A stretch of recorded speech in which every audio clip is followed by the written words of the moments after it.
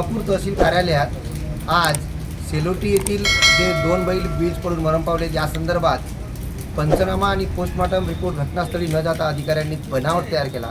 याविषयी जाब विचारण्याकरता शिवसेनेचे मिथुनजी माटे, दिलीपजी सोनटक्के, संदीपजी निंबारते हे या ठिकाणी दाखल झाले होते आणि अधिकाऱ्यांसमोर या ठिकाणी त्यांनी या प्रकरणाचा साक्षीमोक्ष लावण्यासाठी सगळ्या अधिकाऱ्यांना विचारणा केली।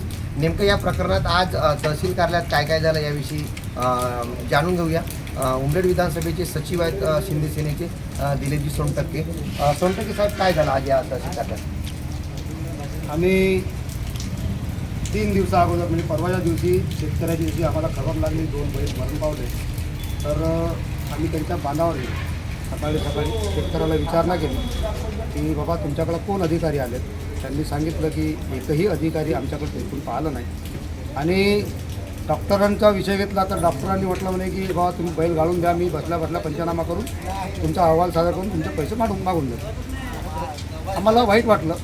आज एक शेतकऱ्याची बैलजोडी दगावली, त्याच्यावर एक तहसीलदार किंवा तलाठी किंवा एक डॉक्टर कोणतीच कारवाई न करता आपल्या ऑफिसमध्ये बसून आपल्या घरी बसून करून घ्या, आम्ही इकडून करून देतो बसल्या हे योग्य नाही। त्यासाठी आम्ही शिवसेना या नात्यानं सर्व आम्ही आपल्या कार्यकर्त्याला घेऊन आज तहसीलदार साहेबांचं दालन घातलं। तहसीलदार साहेबांसोबत खूप सारी 2 तासापासून चर्चा झाली। तहसीलदार साहेबाच्या दालनामध्ये त्या तलाट्याला आणि डॉक्टराला बोलवलं। त्या दोन्ही व्यक्तींनी कबूल केलं की आमचं चुकलं आणि आम्ही त्या स्पॉटवर गेलो नाही। हे योग्य नाही। मला असं वाटते की अधिकाऱ्यांनी पण यांच्यावर कारवाई करायला पाहिजे। आम्ही त्या तहसीलदारांना म्हटलं की तुम्ही यांच्यावर काय कारवाई करणार? तर कारवाई करतो, झोपा घेतो असं बोलले आणि डॉक्टरांच्या अधिकाऱ्यासोबत बोलणं झालं। आम्ही काल आमचे नेते बच्चूभाऊ कडू यांना मी हा मेसेज केला।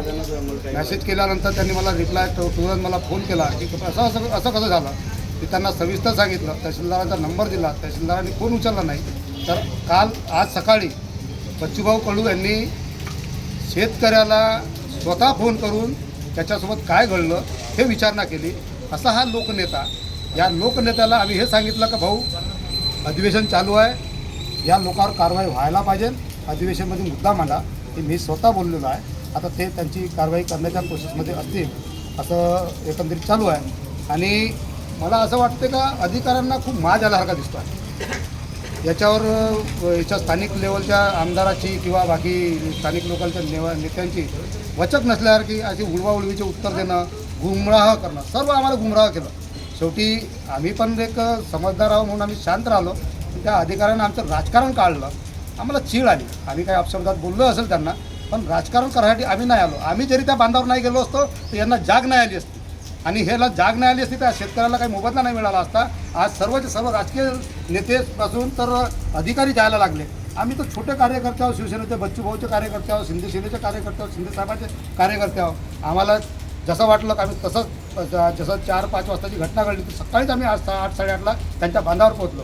हे का नाही पोहोचले हे मालूम नाही, पण आता जसे आम्ही गेलो या सर्व लोकांचे डोळे उघडले, अधिकाऱ्यापासून इतर राजकीय लोकांचे। त्यामुळं मी काही जास्त बोलणार नाही, पण हे योग्य नाही। जेव्हा ज्या शेतकऱ्याकडे त्यावेळेस जायला पाहिजे त्याच वेळेस ते कारवाई करायला पाहिजे असं माझं एकंदरीत मत। मिथुनजी माटे आहे, आता काही दिवसापूर्वी त्यांनी शिंदे सेनेमध्ये प्रवेश घेतला। मिथुन भाऊ, काय काय आज समस्या नागरिकांच्या तहसील कार्यालयात घेऊन आल्या होत्या?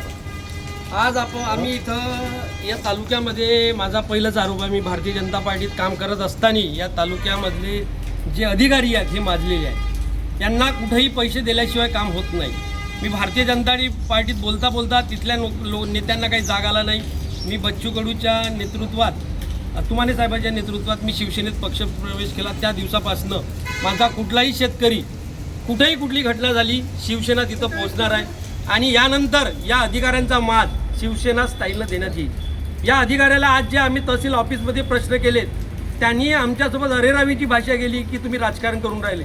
त्याच्यानंतर कुठल्याही अधिकाऱ्यानं जर काम व्यवस्थित केलं नाही तर त्याला त्याच्या कॅबिनमध्ये शिवसेना झोडपल्याशिवाय राहणार नाही। आमच्या नेत्यावर 350 गुन्हे आहेत, 50 गुन्हे आमच्यावरही होतील तरी चालेल आणि शेतकऱ्याला न्याय दिला पाहिजे। हा माज त्यांचा उतरला पाहिजे। एखाद्या नेत्याचं कुत्र जरी बिमार पडलं हा साला डॉक्टर तिथं पोहोचते आणि बैल मरण पावले त्या शेतकऱ्याचे एकही त्याला विचारायला तयार नाही. लाज शरम वाटायला पाहिजे. याचं कारण असं आहे की इथला काँग्रेस बीजेपीचा नेता झोपलाय. हे फक्त कमिशन एजंट आहेत. यांना लोकांच्या कामाशी काही घेणं देणं नाही. म्हणून इथला अधिकारी माजला आहे. यांचा माज याच्यानंतर शिवसेना उतरवल्याशिवाय राहणार नाही. पीडित शेतकऱ्याचा मुलगा आपल्यासोबत आहे. काल तुमचा एक व्हिडिओ व्हायरल झाला की तुम्ही पेरणी करताना स्वतःच्या खांद्यावर जीव घेतलं. ही परिस्थिती का ओढवली तुमच्यावर? बैल नसल्यामुळे खूप दुःखाचं हे होतं ना. पैसे पाणी नव्हतं आमच्याकडं. तर दुसरा बैल वेळेवर घेऊन बा, तर तुम्ही देऊ शकत नाही आम्हाला बैल वेळेवर. सगळ्याच्या पेरण्या एवढी चालू असल्यामुळे खूप संकट होतं आमच्यावर. त्याच्यामुळे तुम्ही काल स्वतःच्या खांद्यावर जीव घेऊन पेरणी केली सोयाबीनची.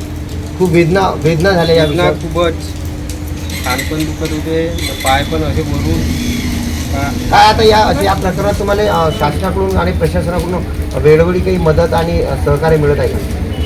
वेळेवर तर काही भेटलीच नाही आपल्याला या शासनात याच्यातून. राजूभाऊ पारवे साहेबनं आम्हाला एक बैलाचे हे दिलं होतं आश्वासन, त्यानं आज पूर्ण केला.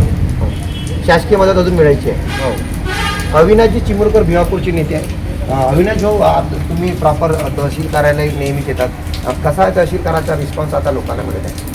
तहसील कार्यालय भिवापूर तहसील कार्यालय हे आपल्या जिल्ह्यातील एक मागासवर्गीय तहसील कार्यालय आहे. इथे तहसीलदारापासून तर सर्वच डिपार्टमेंट हे एक फेकले गेलेले, वाया गेलेले आहेत. तहसीलदाराचं नाही आहे इथे वर्चस्व, BDOचं नाही आहे, बँकेचं नाही आहे. कास्तकार बँकेत जातात कर्ज मागायला, तरी कर्ज मिळत नाही. अशा अनंत गरजा आहे. मी वारंवार इथे तहसीलमध्ये येत राहतो, परंतु काही वेळा मला थोडा खंड झाला होता, मी दिसमूड असल्यामुळे त्याच्यामुळे. परंतु एकदा अजून आता शिंदे सेनेमध्ये आलो.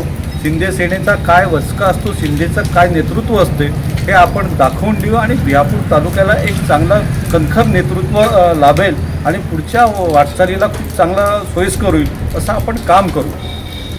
प्रशासनानं गतिमान सरकार नुसतं कागदोपत्री न दाखवता प्रत्यक्षात शेतकऱ्यांच्या जीवनात काही सुखमय कार्य काही करता येते का याविषयी आवर्जून लक्ष दिलं पाहिजे, अशी सर्व संदीप भाऊ निंबार्तेपासून सगळ्या शिवसेनेचे जे काही कार्यकर्ते आहेत या सर्वांनी आज ठाम निर्धार करून भविष्यात शेतकऱ्यांच्या लढाईसाठी आम्ही सज्ज राहणार आहोत असं या ठिकाणी तंबी देऊन शासनाला बजावून सांगितलेलं आहे. भिवापूरवरून मनोहर वानखेडे, दैनिक देशोन्नती.